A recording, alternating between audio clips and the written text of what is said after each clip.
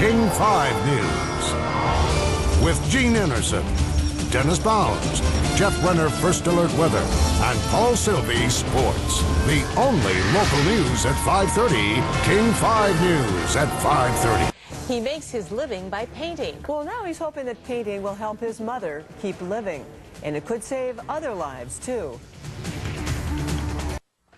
Tonight, a story of love, sacrifice, and the unbreakable bond between a mother and son. That son is working to leave a living legacy for his cancer-stricken mother, turning a simple paint bucket and brush into reasons for hope. Here's King 5's Eric Wilkinson. It's always in the back of my mind. For Tony Drelovich, life has turned a darker shade recently. The humble painter hearing the news that his mother has cancer. At that point, she started crying, and I knew. The cancer spreading from her breast to her liver and now to her bones. For Drelovich, everything has taken on new meaning. You know, it's not about me anymore. My mother had it and two of my sisters had it. At 64 years old, Judy Drelovich is still strong. Her spirit's high, but she knows what cancer can do. She's lost at least 6 close family members to various forms of the disease, including her big sister. That I lost her was probably the hardest.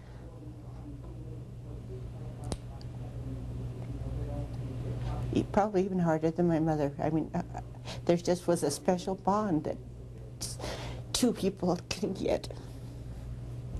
With so many people in his family affected by cancer, Tony Drelovich knew he had to do something. But what? The only thing he knows is the paint business. Drelovich decided to donate 10% of the profits from his business, Select Painting, to the Benaroya Research Institute at Virginia Mason Medical Center. Researchers here making advances against the very cancers his mom is fighting. Drelovich's commitment, the first of its kind for the Institute. It's really quite remarkable to have such a fantastic donation from a family member who's running his own business in such times when we're all suffering. But the contributions won't come easy. Business is down. The economy forcing Drelovich to cut his staff from 12 to just 2. Mom worrying a 10% pay cut would be too much of a hardship on her son. But Drelovich says that will just make him work harder. I can't do the research myself, but one thing I can do is paint. You know, the day that I lose her, if that day comes. At least I know, you know, we went down with a fight. Eric Wilkinson, King 5 News. Tony Drelovich hopes to be able to contribute $250,000 over the next 10 years.